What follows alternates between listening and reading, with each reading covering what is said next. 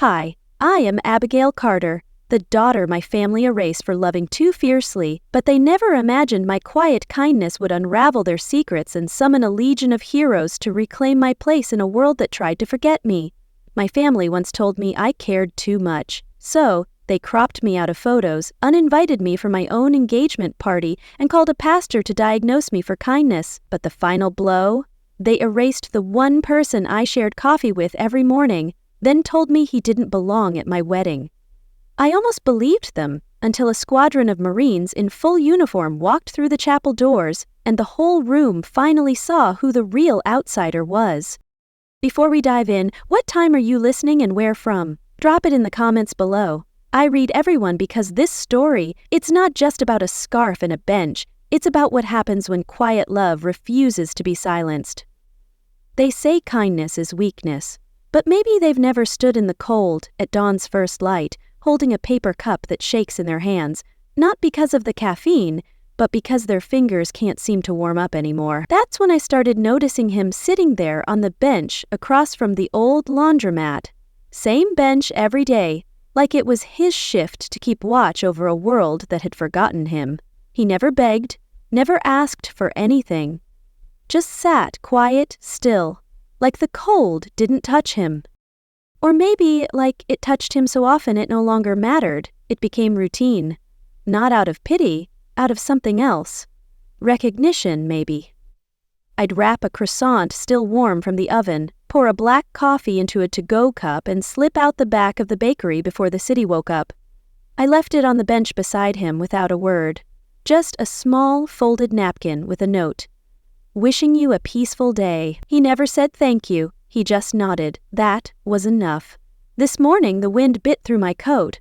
My scarf, a thick-knitted treasure, one my father gave me in a rare moment of warmth, had seen better days, but it still held warmth. As I placed the coffee and pastry on the bench, I hesitated, then unwrapped the scarf from my neck and laid it beside the cup.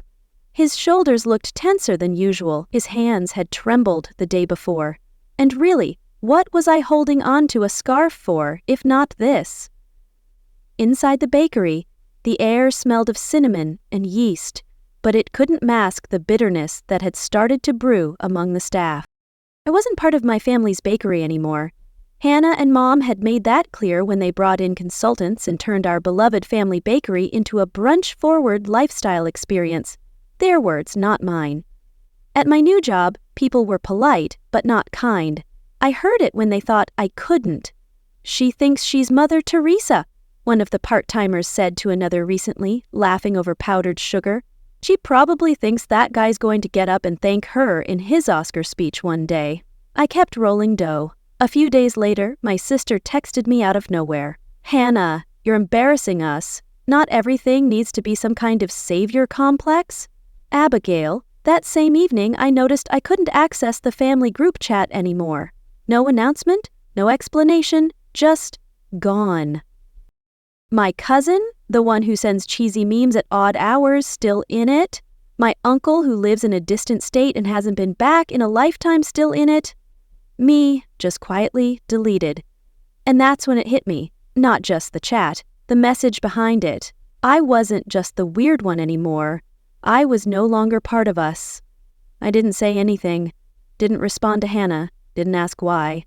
Instead, I started setting my alarm a touch earlier. I avoided anyone seeing me leave the back door, made sure the pastries I gave were from my own batch, paid out of pocket. Because what they didn't understand was that this wasn't about charity. It wasn't about feeling good or being good. It was about dignity, his and mine. He never asked for anything, never even spoke. But I saw him. I remember the first morning I began. It was after one of those family meetings where I was told I lacked vision, lacked presence, lacked everything they wanted the Carter legacy to represent. I walked home that night past the laundromat and saw him there, hunched, shivering, staring at the ground. Something inside me clenched, not in pity, recognition. I knew what it was like to be passed over. To be told you don't belong, even when your fingerprints are all over the foundation. He didn't need saving. He just needed seeing. Recently, my cousin posted a photo from a family brunch I never knew happened. The caption said, "Carter brunch always stronger together."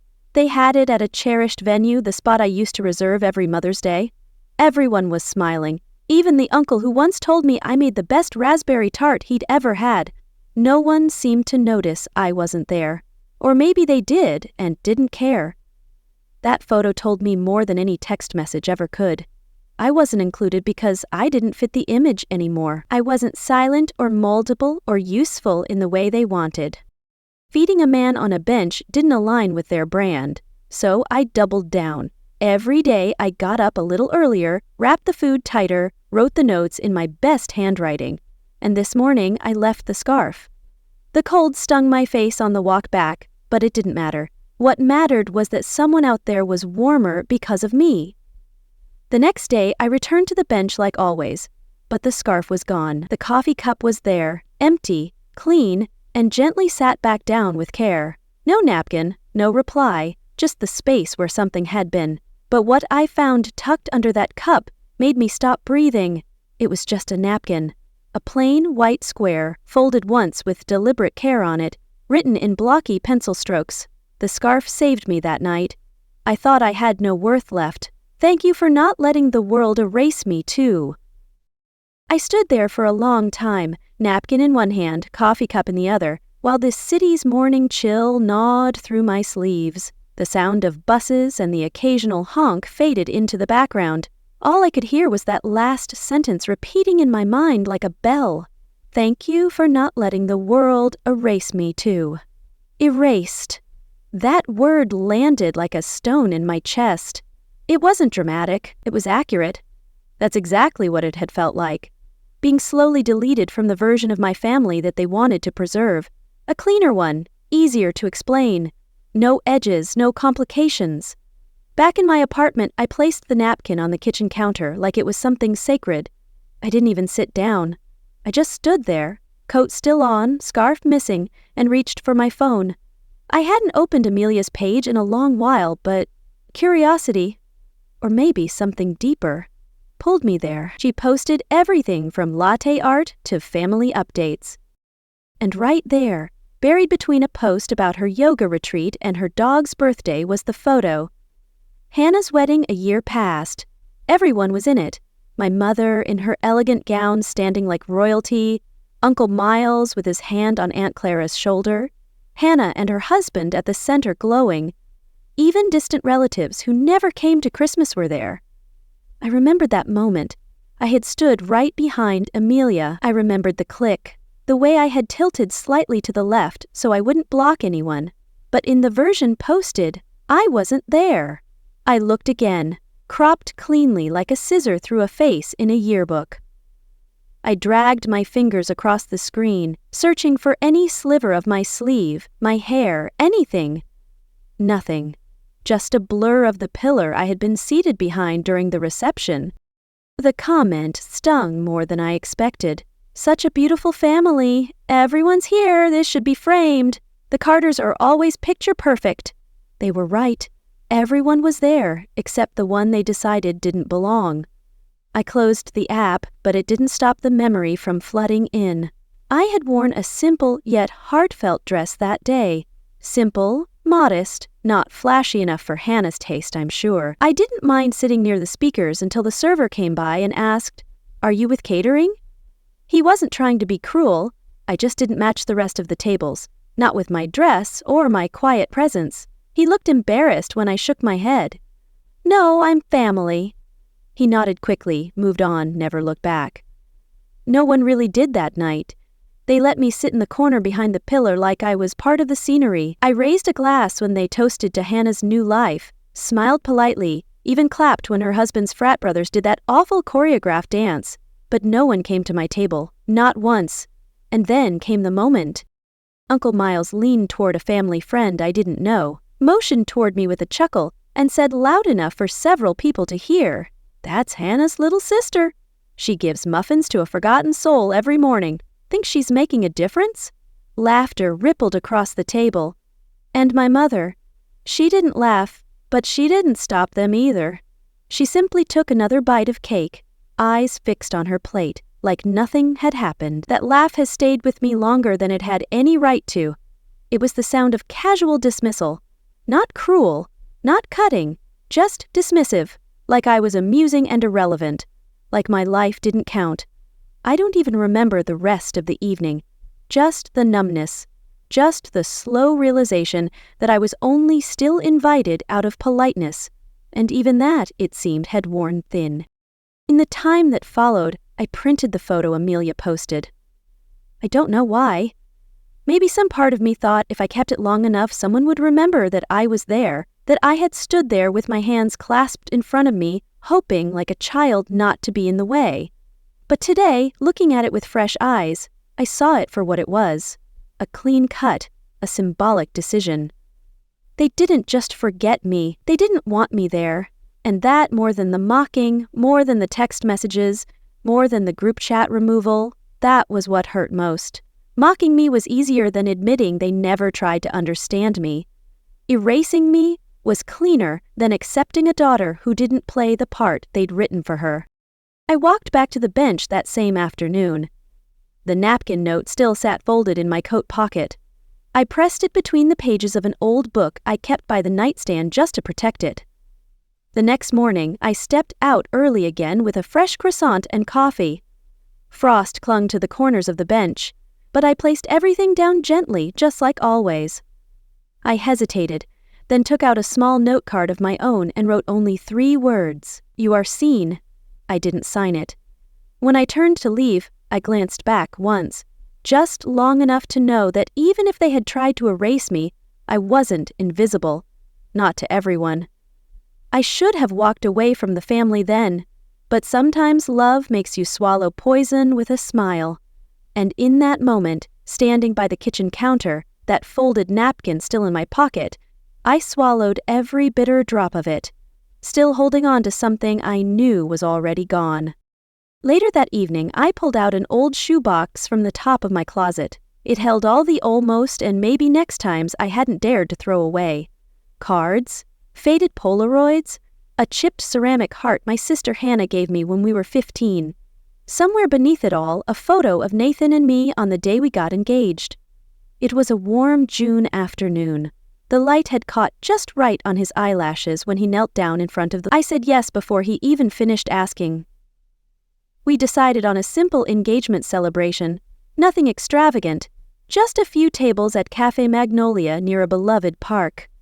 I'd made the napkin rings myself with twine and tiny pressed flowers. Hannah always said my crafts were quaint, like I was born in the wrong century. I'd sent out invitations 2 months in advance, one for my mother, one for each of my siblings, a few cousins, just family, just love. No one came that day. I wore a teal wrap dress and polished earrings I'd inherited from my grandmother. Nathan's crew showed up, all smiles and applause, but the 2 long tables I'd saved for my side of the family sat untouched. Maybe they hit traffic, Nathan whispered after the first moment of waiting, still hopeful. His hand had brushed mine under the table. Your mom's always late, right? But deep down, I knew late wasn't the problem. Never intending to come was. By dessert, the manager approached with a kind expression and offered, "Would you like me to consolidate the tables, ma'am? We could make the room feel a little cozier." I nodded without looking up, cheeks stinging. I'd told myself I wasn't going to cry. Not today. Not over them. Still, I slipped into the restroom after the cake was served, just long enough to pull myself back together. I stared into the mirror and told myself, "This is your day. You are not invisible here." But I couldn't ignore the image of those empty chairs, decorated and waiting like ghosts. In the present, I folded the photo of that celebration back into the shoebox. Just then, the metallic thump of the mail slot echoed through the apartment. I padded to the front door and picked up the envelopes scattered on the floor. Junk, utility bill, charity newsletter, and then something else. An envelope, off-white, torn at the corners, water-stained. The flap looked like it had been ripped open, then taped back together. My handwriting stared back at me from the front. It was the wedding invitation I'd sent to my mother, returned. Unopened, Scribbled across the front in a messy scrawl I didn't recognize were 5 words: recipient declined, no interest, return. I stood frozen. It wasn't just about the envelope. It was a message intentional, cruel in its bluntness. No interest. Not in me, not in my future, not in Nathan, not in anything that didn't circle around their perfect picture. I held it for a long time, my fingertips turning numb. People always talk about breaking points like they're loud, shouting matches, slammed doors, angry exits. But sometimes they're silent. Sometimes they arrive in your mailbox folded in half, smelling like mildew and shame. Later that night, I sat at the window with the invitation resting in my lap. Outside, the lamplight cast quiet shadows across the sidewalk, flickering like doubt. Nathan came home late from his shift. He kicked off his boots at the door, kissed my cheek, and noticed my silence.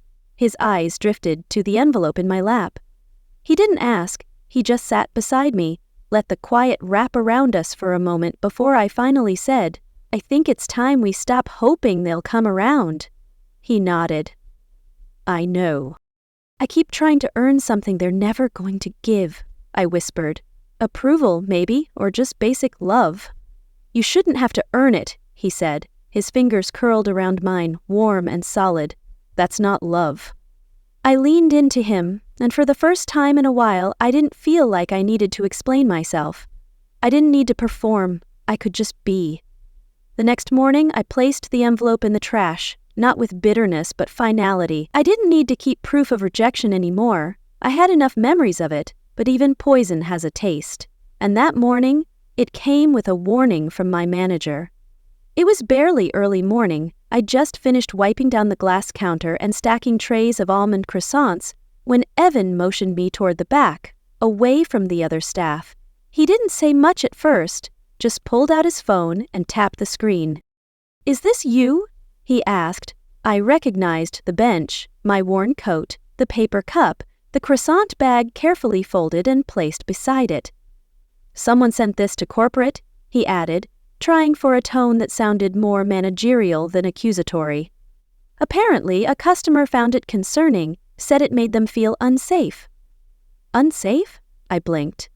"Yeah. The implication is that folks might start gathering near the property if word spread." I didn't reply. My jaw clenched, but I waited for the rest. "There's a new policy. No unauthorized interactions outside company premises, especially with, people experiencing homelessness." I swallowed hard. I didn't leave it on the bakery property. "Doesn't matter," he said, fidgeting with his wedding band.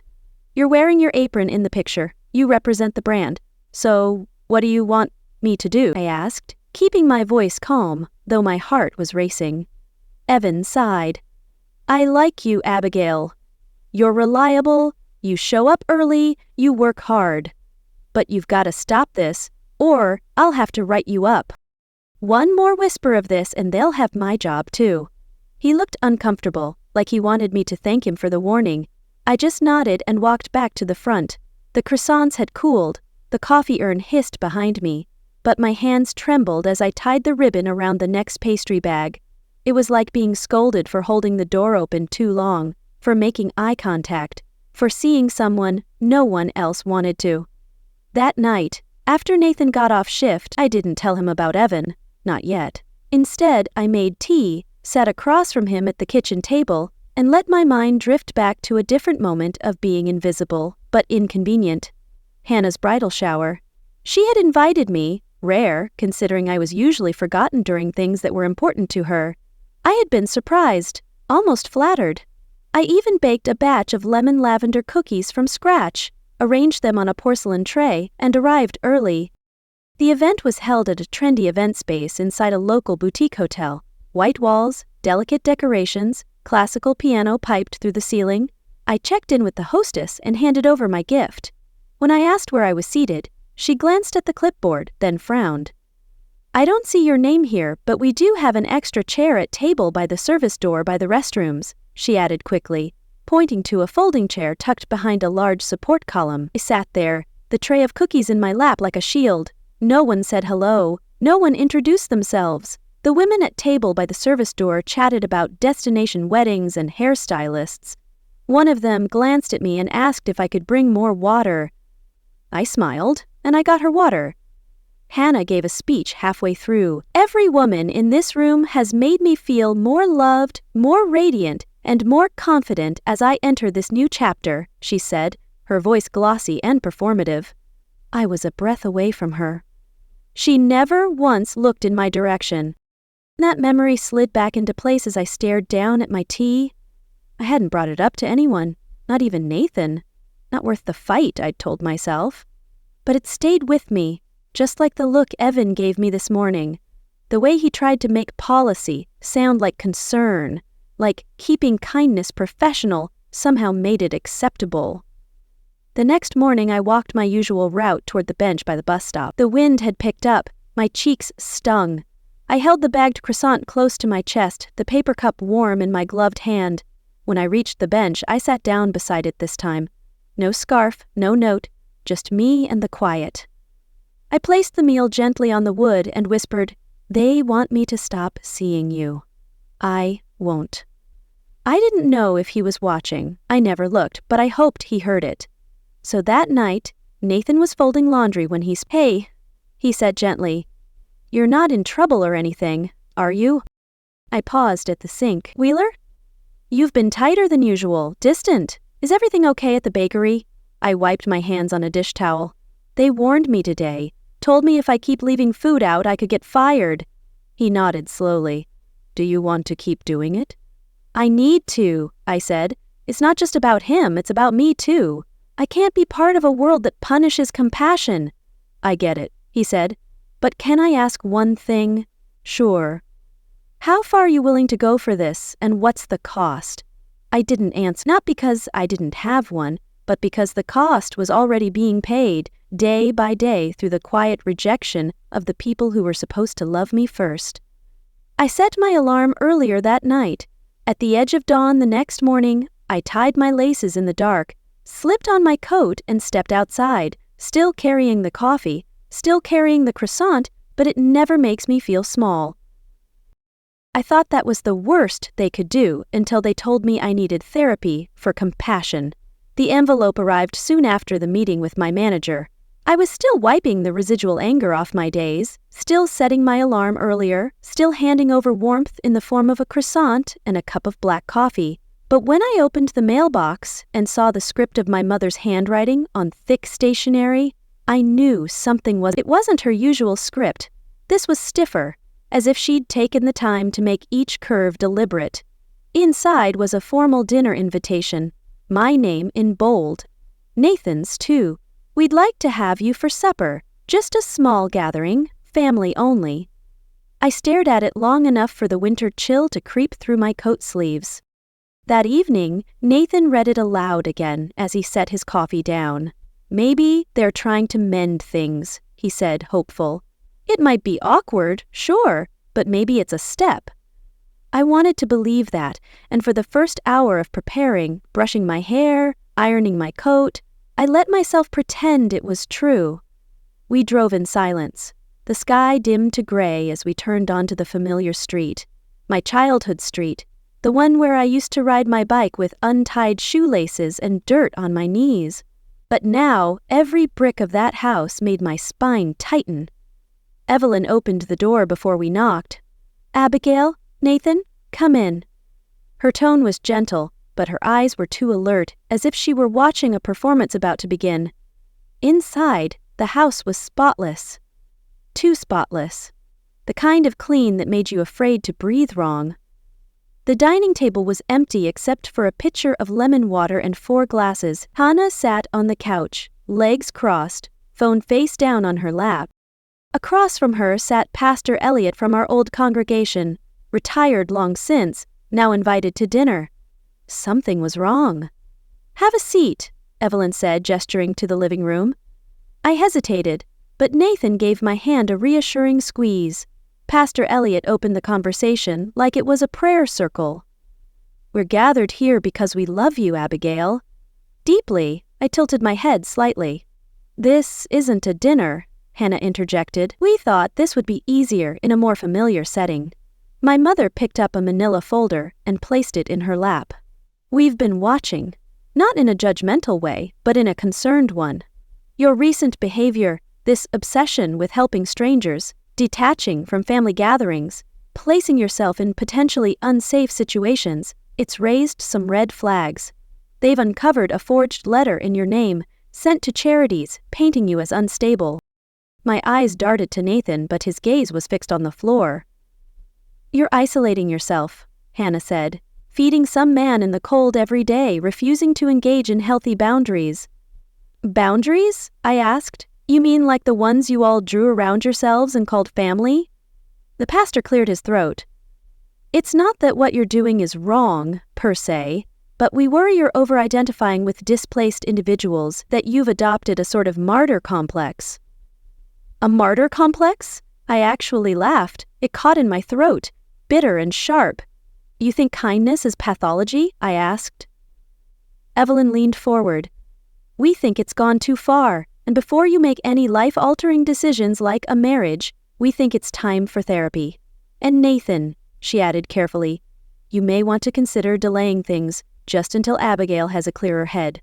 I turned my whole body to look at him, his lips parted like he might speak, but nothing came out. And then my mother said, we already spoke to your parents. They're worried too. That was the knife. I stood, not fast, not dramatic, just steady, measured. My voice came out lower than I expected, but clearer than ever. You all built a room to contain me. I walked in thinking it was a table. Hannah shifted in her seat, suddenly less poised. I turned to her. If you ever try to sabotage this marriage again, you'll learn how quiet people fight. Then I turned to Nathan. He stood too, this time more quickly. But the silence between us was louder than any words. We left without saying goodbye. That night, the apartment felt smaller. I couldn't eat, couldn't sit. I paced for a restless spell, then finally settled by the window, pen in hand, a blank sheet of paper on my lap. I wrote it like I imagined Thomas would write it, if he could. You don't owe them understanding when they call your kindness a disease. I folded the paper once, slid it into the pocket of my coat. Sometimes you write things not to send them, but to remind yourself what you know to be true. But I wasn't the only target. Weeks later, his name vanished from the guest list. The morning started like any other. The scent of cinnamon filled the bakery, the kind that reminded people of home, even when home had long stopped feeling like a safe place. I stood behind the counter, helping fold menus, while Nathan rinsed his travel mug at the back sink. Later that afternoon, we had a scheduled walkthrough at the venue, one of those checklists you assume will be easy. Flowers, chairs, plates, names. Just names. That's all it was supposed to be. Clara, the venue coordinator, greeted us with her usual clipboard smile. She led us into the banquet room, where white linen stretched across long tables and place card samples stood like silent guards. We made those seating adjustments from the email your sister sent, she said as we approached the head table mock-up, so table 3 looks different now. I blinked. What email? Oh, Clara replied, scanning her sheet. She said she was helping finalize guests. Figured she was authorized. I took a slow step forward and studied the printed list beside the centerpiece. Table 3, our table for those who never demanded detention, the ones who showed up early and left last. Thomas's name was gone. It wasn't misspelled, it wasn't moved, it was erased. I reached into my tote bag and pulled out the original printed guest chart I'd handwritten and triple-checked. I placed it flat on the table. No one changes this list but me, I said. Clara flushed. I'm sorry, I didn't mean, I know, I said, folding the paper slowly. But it matters. We finished the walkthrough, but the room felt different, like something sacred had been tampered with. The next morning, I woke up an hour earlier, not because I couldn't sleep, but because something inside me refused to rest. I packed Thomas's breakfast, a banana muffin, a wrapped croissant, and a steaming cup of strong coffee, and walked toward the bench. He wasn't there. It wasn't unusual for him to leave early, but the stillness felt off. A short while later, I found him. It was early a quiet morning, just after sunrise. The park was quiet, except for a mother pushing a stroller, a toddler bouncing alongside. I was walking toward the bench when I heard raised voices. "Don't come near us!" the mother barked. Thomas stood frozen by a nearby trash can, holding a half-folded napkin in one hand, the coffee cup now empty in the other. His body tensed, but he said nothing. "You were watching my daughter. I saw you."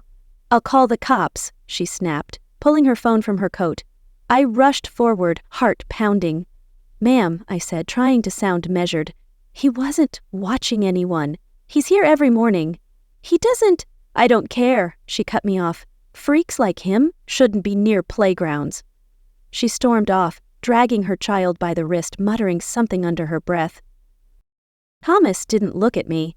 He just wiped the bench with the napkin and walked away, hunched like someone who'd spent too many years apologizing just for existing. I wanted to scream. Instead, I sat on the same bench, my hand still holding his untouched breakfast. I stayed there until the coffee turned cold.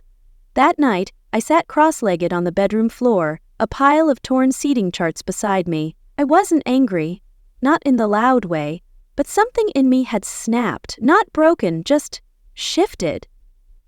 Nathan walked in quietly. He leaned against the doorframe, watching me smooth out a wrinkled name tag with Thomas's name still printed in my handwriting. "They want him gone," I said, not looking up. "Like he's an inconvenience. Like kindness is something that stains linen." He didn't say anything, just walked over and sat beside me. I folded the card gently and slid it into my journal.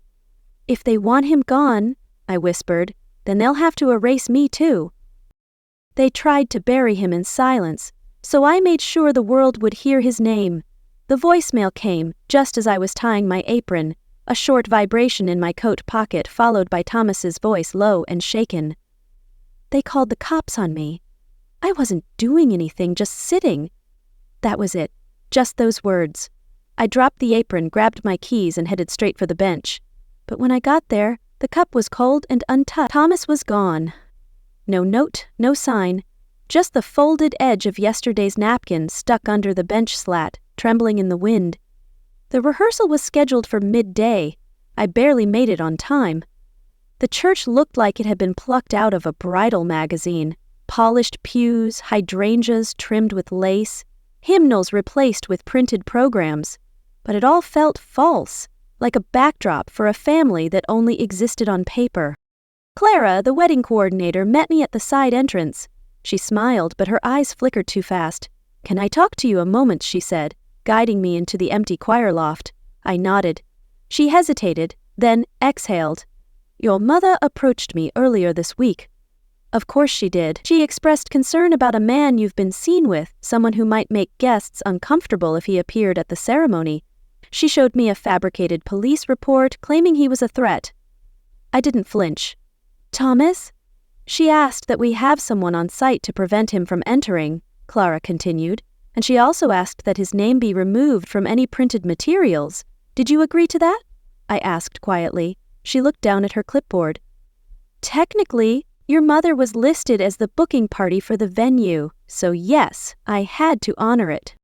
I looked out over the empty pews, every seat lined up in order, every flower centered. It was pristine. It was perfect. It was not mine. I turned back to her with a smile. "Thank you for telling me." She seemed relieved, like she expected a tantrum, but I'd stopped yelling years ago. That night, I opened the cedar box at the back of my closet.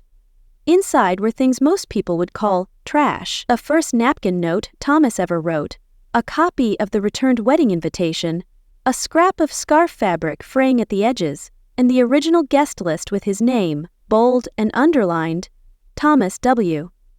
I placed them one by one on the table, artifacts of erasure, and then I made a call. Nathan had mentioned once, almost offhandedly, that a fellow firefighter had served with the Marines, that he still kept in touch with his old unit. I remembered the way Nathan had smiled when he said, "They show up when it counts." No noise, just boots and honor. I told him, ask if they'd be willing to attend a wedding in uniform. He didn't ask why. He just said, "Give me an evening." While he was on the phone, I packed the scarf into a small gift box. I added the folded guest list. I tucked in Thomas's note, written in scratchy black pen. "You see me? That's enough." I added one last card blank on the front. Inside, I wrote, "This wedding isn't just for me. It's for everyone you tried to disappear." I sealed it shut with wax and pressed my father's old cufflink into the soft red circle. The imprint stayed. A tiny cross, one he'd worn every day of devotion and never once offered to me. I didn't cry, not that night, not even when I saw the look in Nathan's eyes after his call ended and he said, "They'll be there." The next morning, I stood in front of the church again. Same white steps, same blue sky, pretending it had nothing to hide. People inside were arranging flowers. My mother was already seated in the front row. Thomas wasn't there. Not yet, but I was.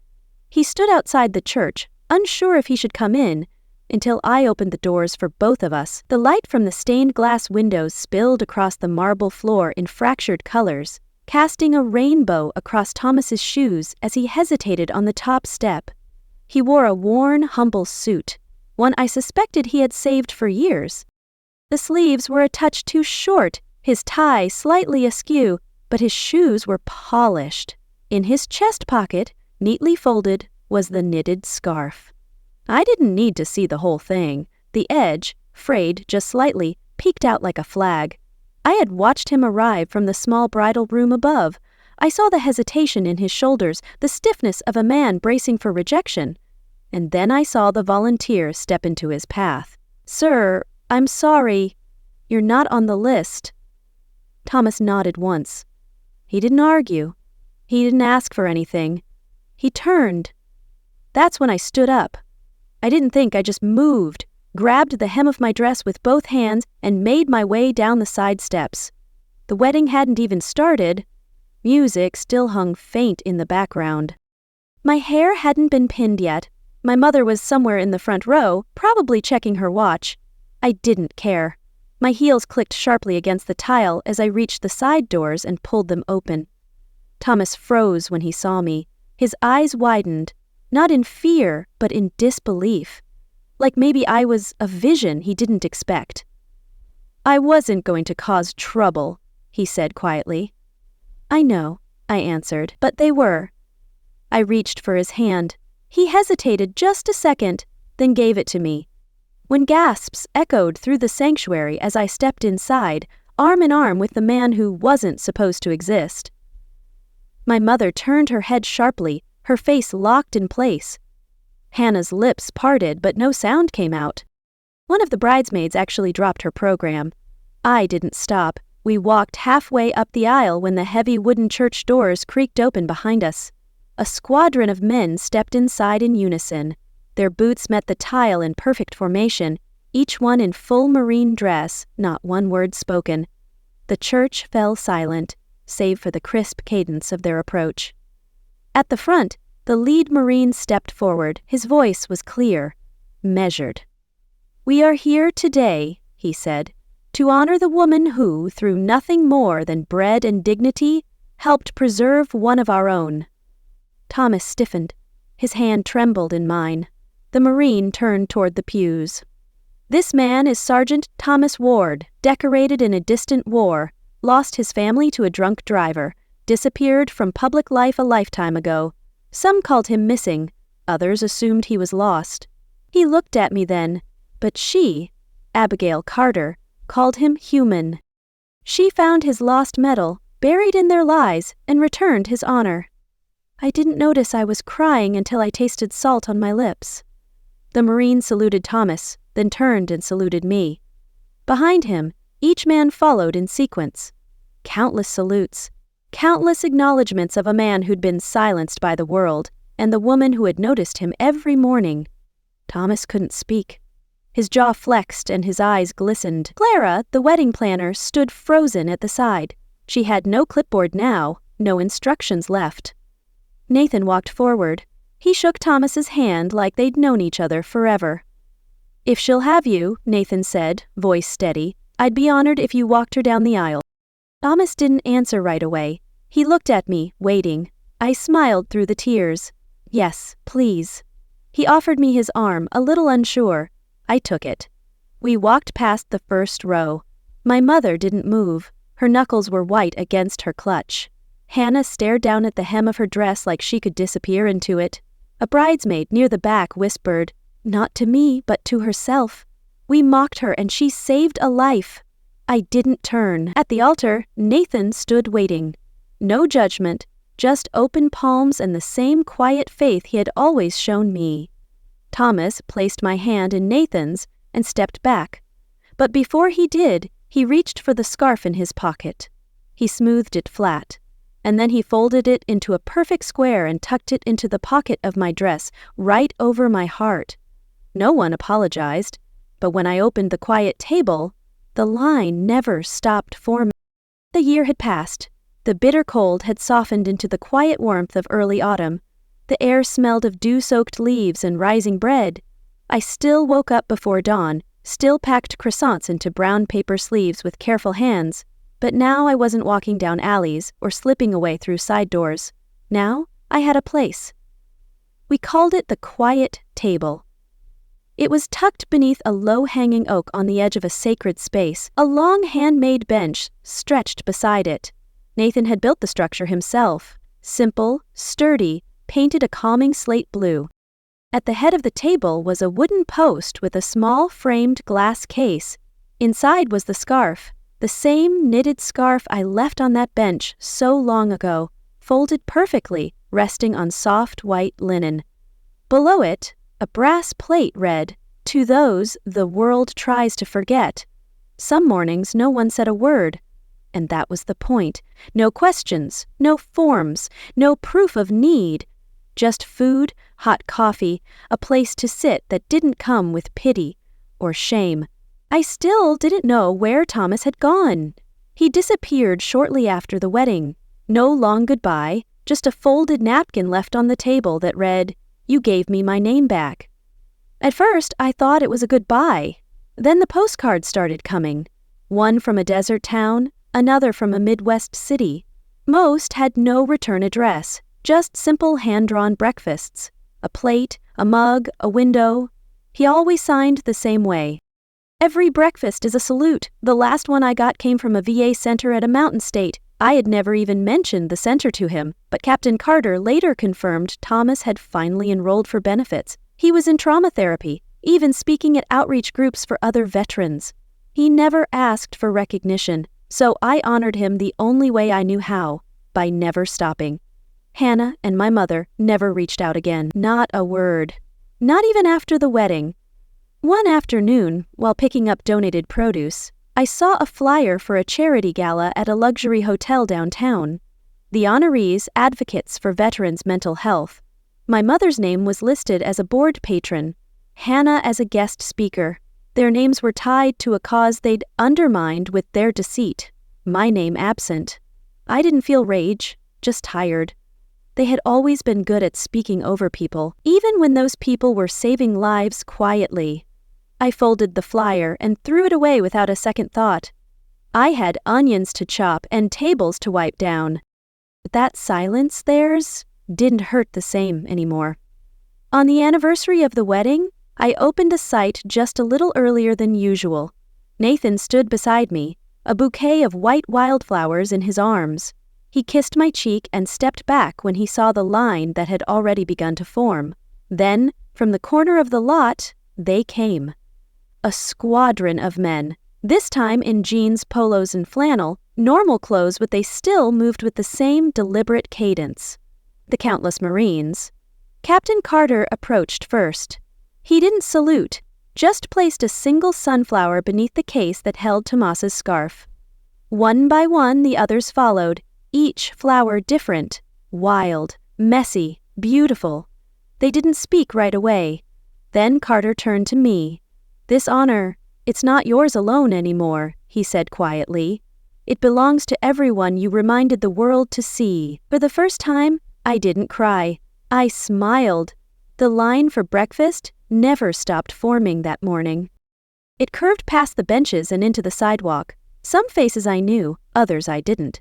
A few were rough around the edges, some wore ties. One man came in a wheelchair, a woman carried a sleeping toddler on her back. Nobody asked who deserved what. They just came, and I just kept serving. Sometimes I still think about how it all started, how a single act, one scarf, one cup of coffee, wasn't about saving anyone, it was about refusing to look away. They tried to humiliate me for feeding a man they didn't know. I whisper now to myself as I wiped down the final tray, but when a squadron of Marines stood in silence, the truth didn't need defending. I wasn't just feeding him, I was saving myself too. I found my worth in the eyes of those they shunned, but the ache of their betrayal lingers, a quiet reminder that love, even unreturned, shapes us forever.